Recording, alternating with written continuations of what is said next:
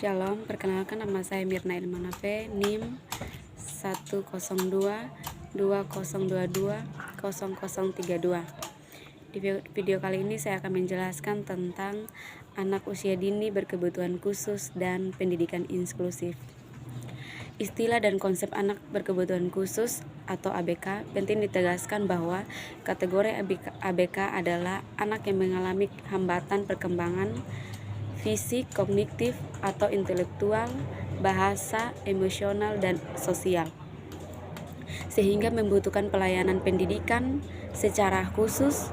Hambatan perkembangan dan kebutuhan akan layanan pendidikan khusus adalah satu kesatuan anak yang mengalami kecacatan tetapi tidak membutuhkan layanan khusus, bukan disebut ABK. Anak berbibir sumbing, mata juling, gagap, tangannya hanya 3 jari, bukanlah anak berkebutuhan khusus. Yang kedua, mengenal jenis anak berkebutuhan khusus atau ABK. Anak berkebutuhan khusus ada banyak jenis dengan derajat penyimpangan berbeda-beda, atau ringan, sedang, dan berat. Kita mengenal gangguan penglihatan atau tunanetra, gangguan bicara dan mendengar atau tunarungu, keterbelakangan mental atau tunagrahita, kelainan tubuh atau tunadaksa, gangguan emosi dan perilaku atau tunalarasi,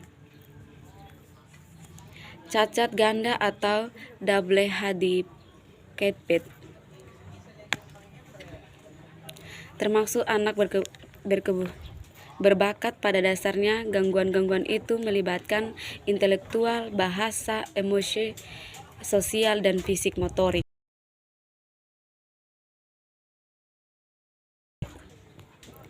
Difficulty.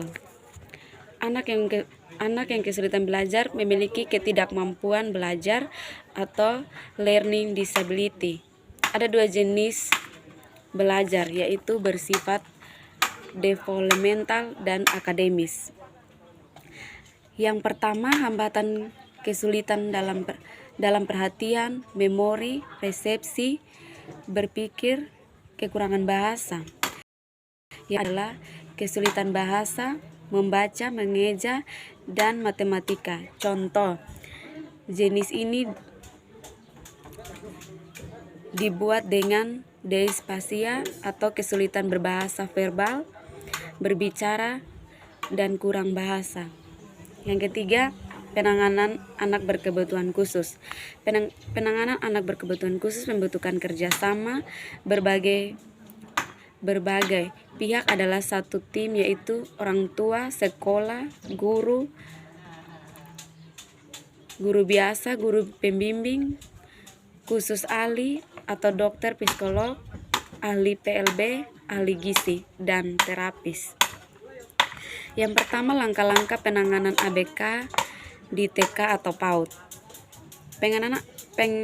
Penanganan ABK di TK meliputi beberapa tahap, yaitu mengenali atau identifikasi masalah anak melalui observasi dan wawancara,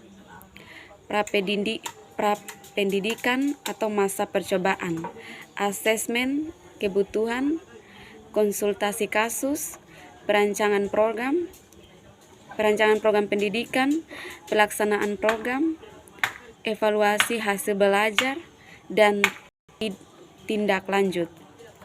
Yang kedua, permasalahan ABK berada di sekolah biasa. Yang pertama, sulit diam. Yang kedua, ada protes dari orang tua siswa. Yang ketiga,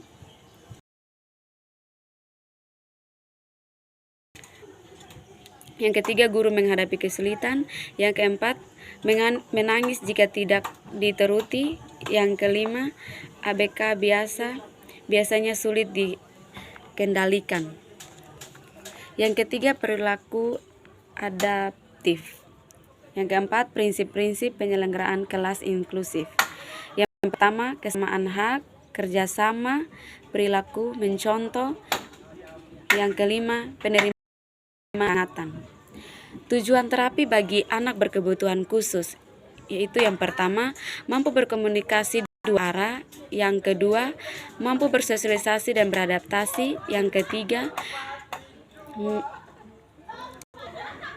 menilaikan perilaku tidak wajar, yang keempat, membantu anak belajar akademik, yang kelima, menolong diri sendiri, dan yang keenam, belajar berketerampilan dan bercakapan hidup. Terima kasih.